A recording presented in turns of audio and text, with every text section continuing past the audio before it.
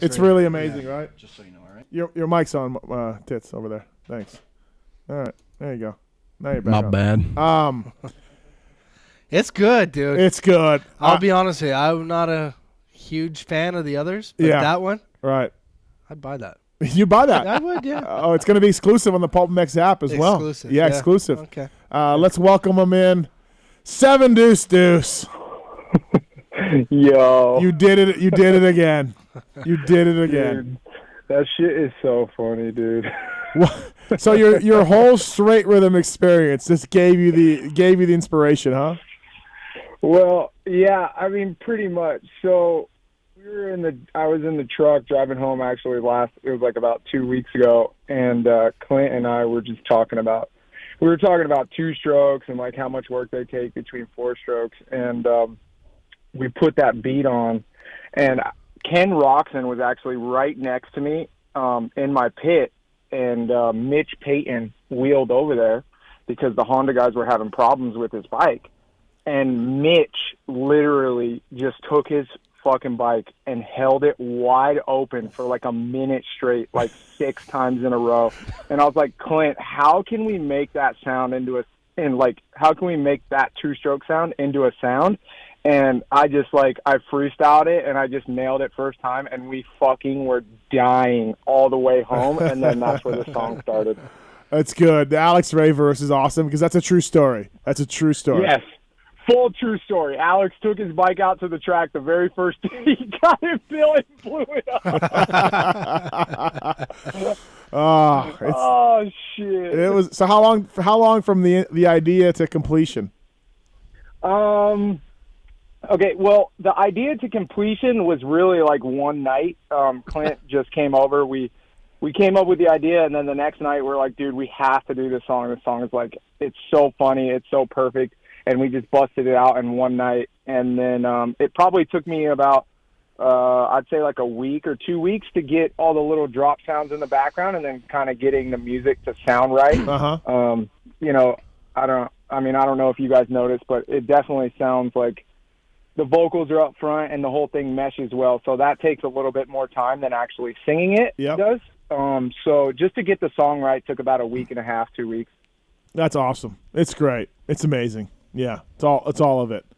Dude, the part that gets me every time is like the second part of the ring a ding ding where it like has a bog that's all like random. Right. Like that totally happens to you if you ride 2 strokes. Right. It's running perfect and then just out of nowhere. That's the part right there. And your mechanic Clint is the background vocals, the background guy.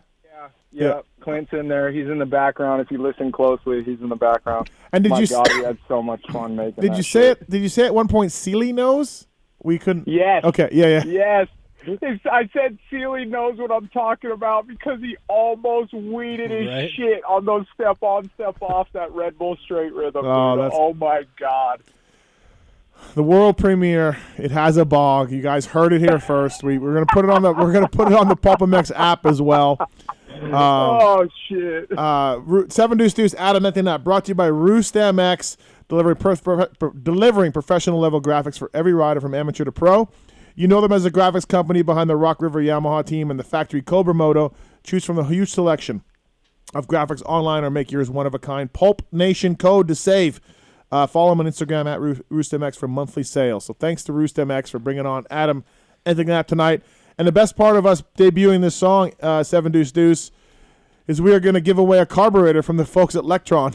That's the best part. Yeah. Yes. So tell everybody what they need to do. Okay, so Electron Carburetors is giving away Electron Carburetor. All you have to do is go on their last picture on their Instagram. Their Instagram is Electron Fuel Systems, but I will post a picture where you guys can just click the tag and just comment, it has a bog, and click and write the year of your bike on there.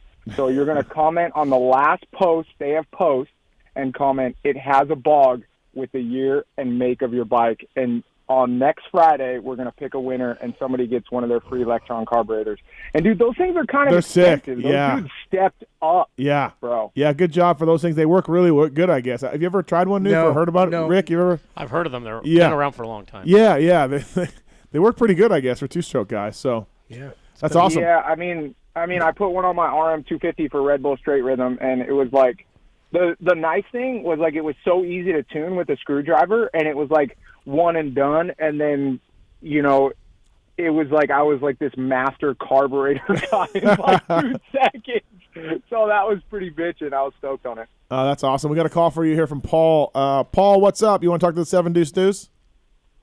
Yeah, no, I just had a quick question. So I'm one of the jerk-offs that like has a YouTube Music subscription, and I just download all your songs. So does that hurt you because you're not making money? Does that help you because of the downloads? Like, how does that work? If you're getting it off YouTube, it should be fine. It depends on how you're getting it. If you're like doing a website where you can like download it and then use it anywhere you want to, yeah, it definitely hurts me. But as long as you're downloading it like from general YouTube, it's fine. But they usually flag it if you play it in any kind of video anyway, because I have a company that actually does that stuff for me. So it'll actually, like totally take the song down if you're using it without authorization anyway. So they got it pretty covered on YouTube nowadays. Like all that online stuff is pretty sick. The algorithms are awesome. Cool. Well, I appreciate the info. Thanks, brother. Thanks, Paul. Adam Enticknap on the show, brought to you by RoostMX.net, official graphics company of Benji Bloss. Hey, Adam, listen, what the hell, dude? You're 1 point behind in this Yamaha LCQ challenge. Like, seriously, bro. We can't do this again. We can't do this again. What the heck, Steve?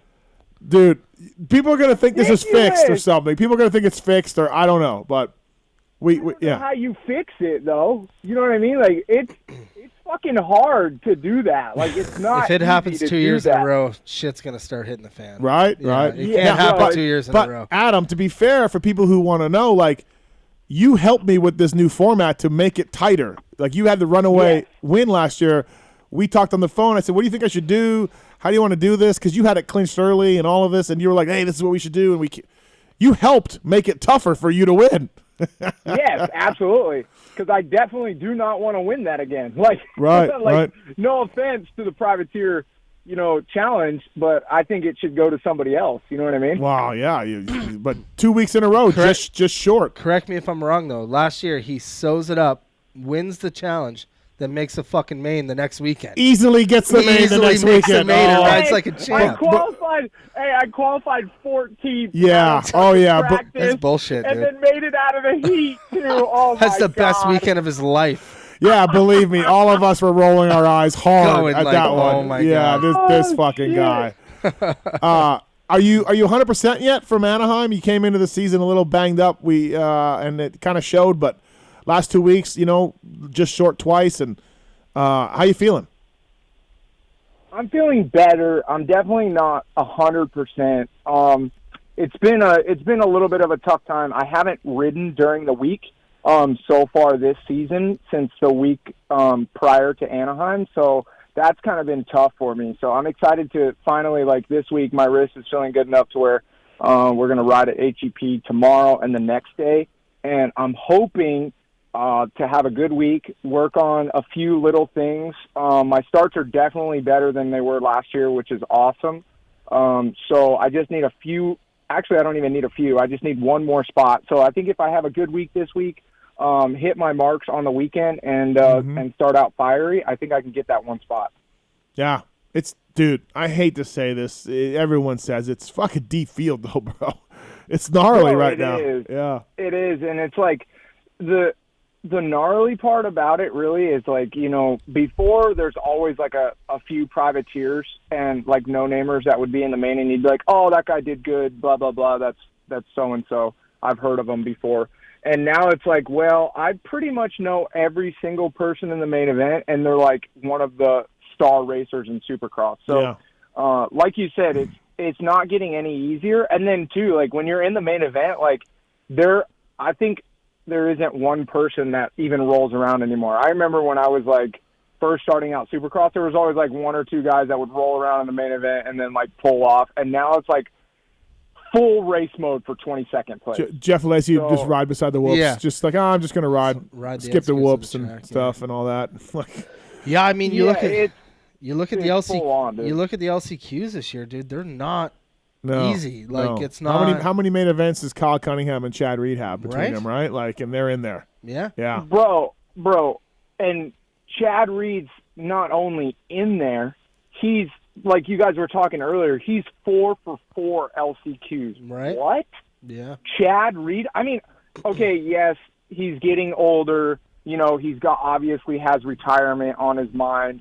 He's trying to get, his main events in there so he He's can still get his good. stats and do his thing. But like, dude, Chad Reed is a main event winner.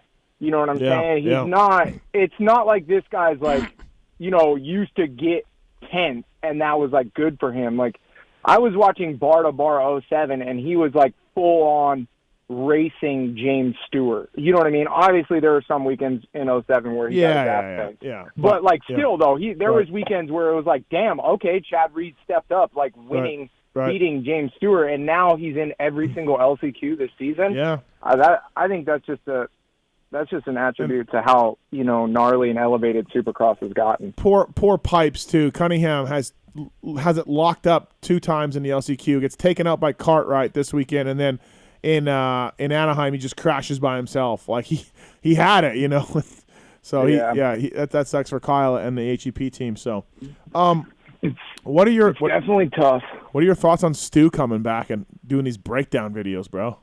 Bro, it's like, honest to God, it's the greatest thing that's ever happened. Like, I watch him every week. Yeah. It's like, dude, and it's so funny, too, because James is, like, kind of awkward, and then he's, like, talking shit, too, and I'm like, oh, my God, I love James Stewart even more now, dude. I love his dreads. I love his freaking veneer grill. I love his couch. I love his living room. I love that he like just points at the TV talking shit. It's amazing. Good, dude. It's amazing. Let's collab on a song about him coming back, dude. Oh. Stu is back. As long as tell a friend. As long as you're on the song, I'm in. I'm in. I know you always tell me like pick a beat. He's told me like pick a beat. He sends me to some website. Dude, it's so hard. You think it just magically appears? Music is hard to do, dude.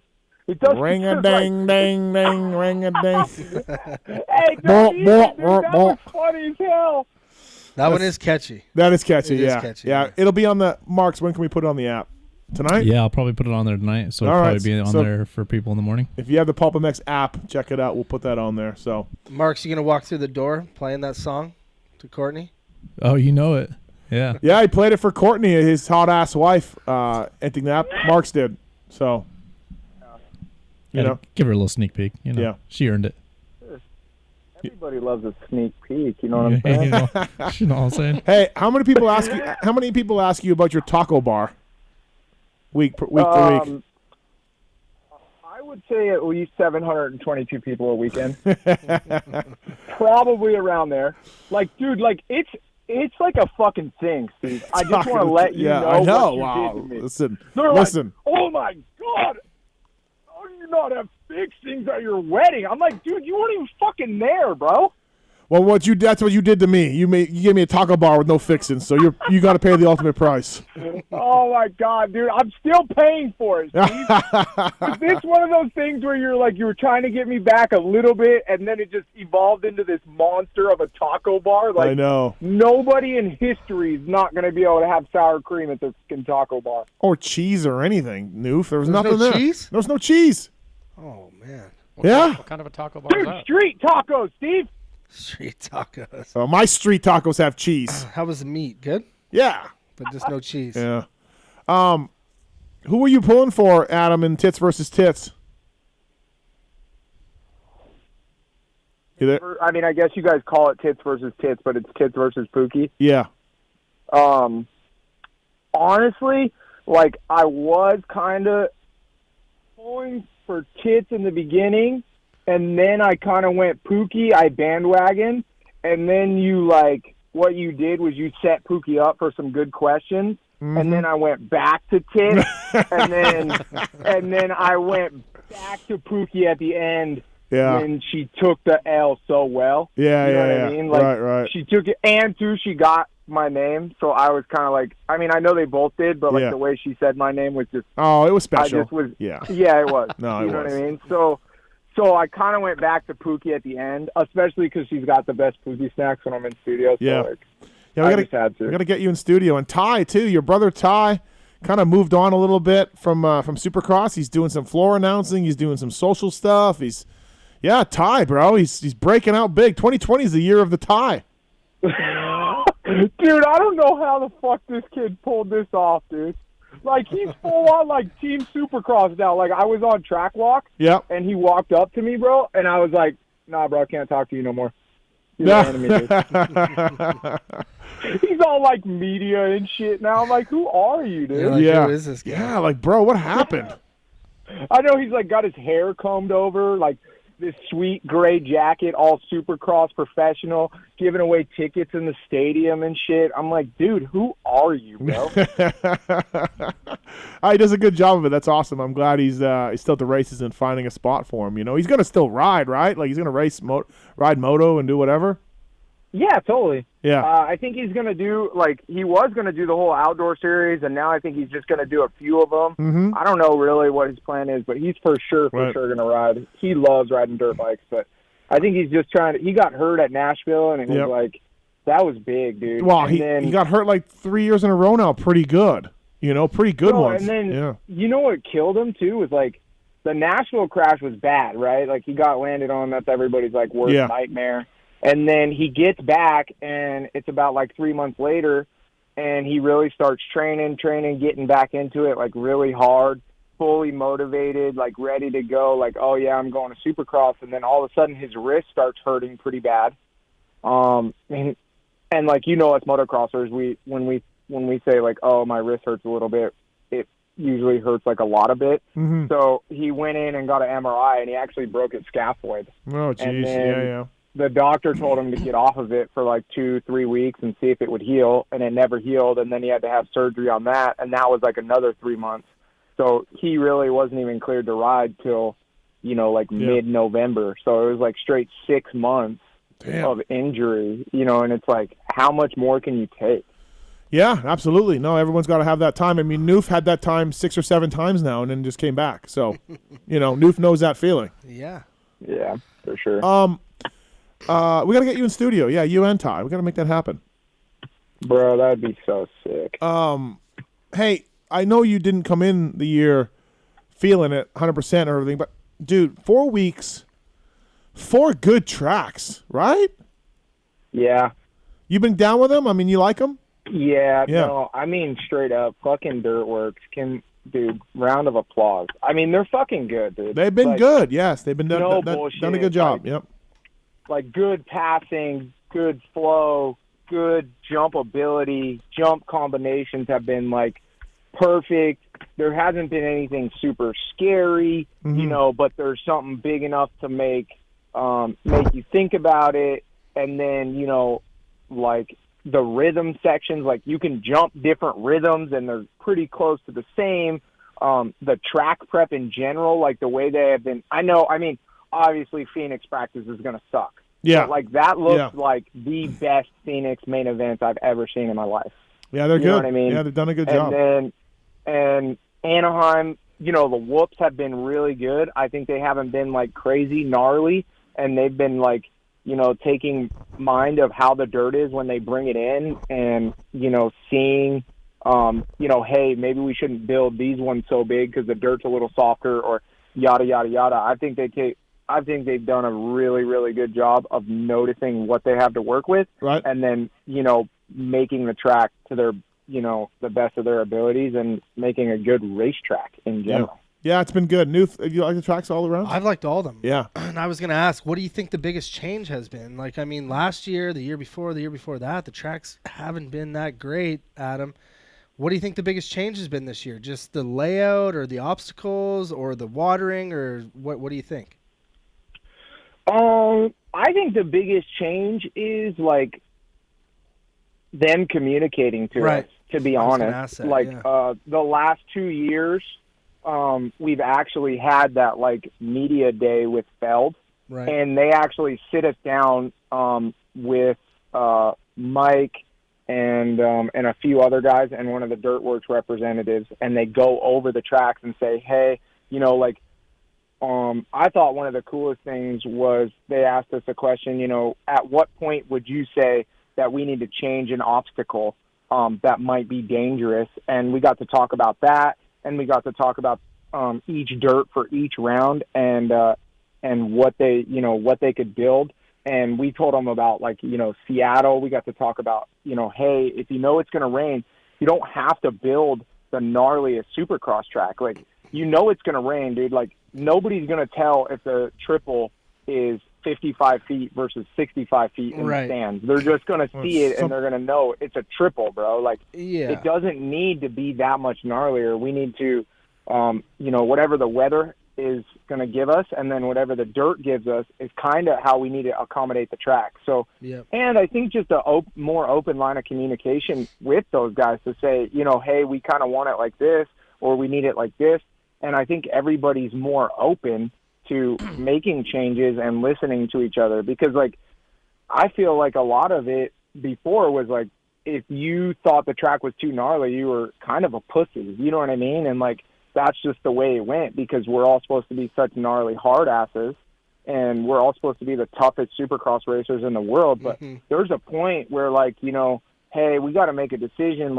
We need to keep the riders safe, the stars on the floor, and we need to keep everybody going to these tracks week in and week out. Obviously, you can't help, stuff like what happened to Justin Bogle, what happened to Benny Block. It's a dangerous sport. It's unfortunate, but dude, there's a point where we got to make this supercross, and then there's a point where we got to make it safe to, to make it so where not everybody's just weeding their shit every 5 seconds. You guys can't notice, but this weekend, the whoops were a perfect size to where, they weren't too big and they weren't too small, where you still had to skip them and guys could go faster or slower.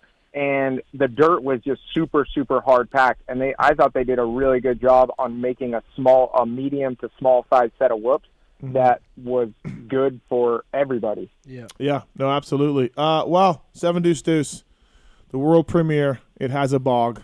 It's amazing, dude. So sick. Thank you for letting us. Thank you for letting us do that. Thank you for letting us play it first. That's awesome. I'm stoked. Bro, I'm stoked you let us do it. I honestly thought it was when Clint and I made it. As soon as I made the bog sound, it was this has to be on PulpMX, and we're giving this to Steve no matter what happens. It's just it's so up fans' alley at PulpMX. It really is. Oh, it was just perfect, dude. And we're giving away Electron carburetor again. Adam will post the information on his Instagram page. But yeah, you basically want to go there, tag Electron, tag Adam, tag what year your 2-stroke is, and it's just gonna be random giveaway from there.